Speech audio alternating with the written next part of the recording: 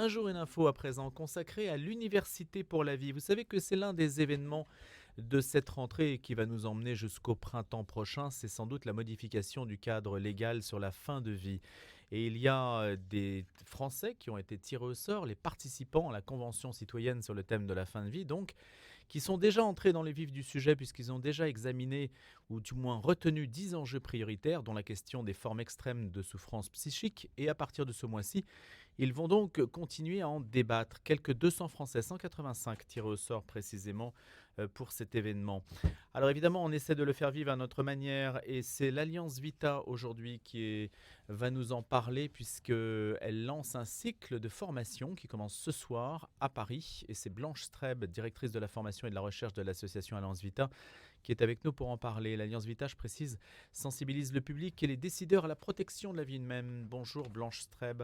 Bonjour Ludofren. Comment ça se passe à partir de ce soir donc? Eh bien effectivement, ça démarre ce soir, vous l'avez dit.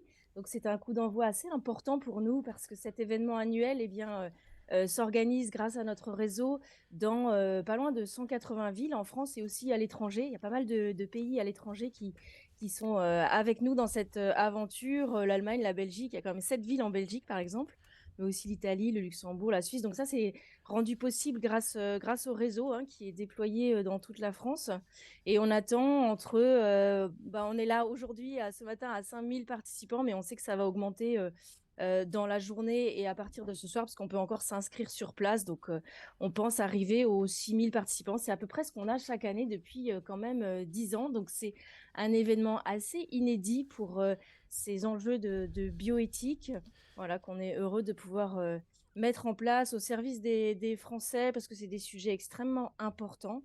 Et donc voilà, cette année, on a, comme chaque année, renouvelé un peu notre thématique. Voilà, on choisit toujours des angles pour éclairer ces enjeux bioéthiques de manière nouvelle, pour pouvoir parler de ces questions aussi bien de manière très actuelle, avec des enjeux très précis comme ceux que vous venez de mentionner autour de la fin de vie, mais aussi de manière plus peut-être intemporelle, parce que tous ces enjeux qui touchent à la vie sont des enjeux essentiels et ils ne sont pas que dans l'air du temps. Voilà, il y a des choses qui sont ancrer notre nature humaine, par exemple. Hmm. Donc voilà, c'est cette Quel est, alliance entre... Oui. Blanche Trep, quel est l'objet en fait de cette université de formation, de cette séquence, l'Université pour la vie?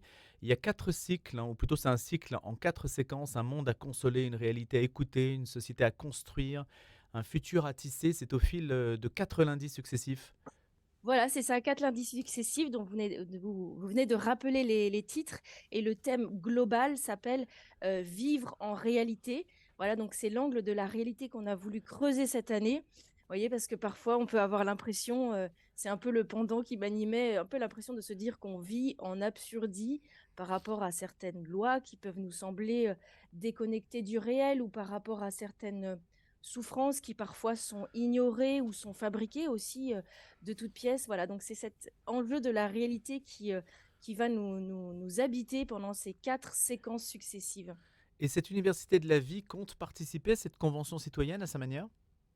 Alors oui, Alliance Vita est mobilisée dans tout ce travail autour de la fin de vie.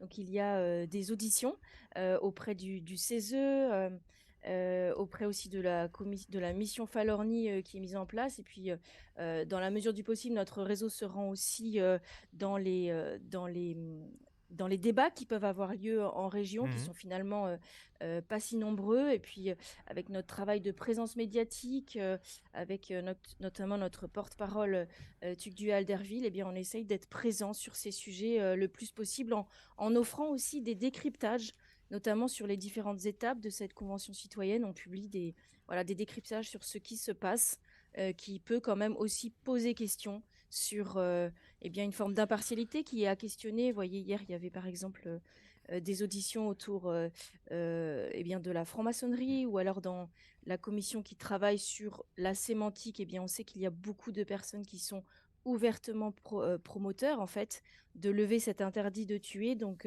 voilà, il y a beaucoup de veille à faire et de décryptage. Merci d'avoir été avec nous ce matin. Si vous voulez vous former dans le cadre de cette université de la vie, donc organisée par Alliance Vita, ça commence ce soir à Paris. Tous les détails sur le site d'alliancevita.org.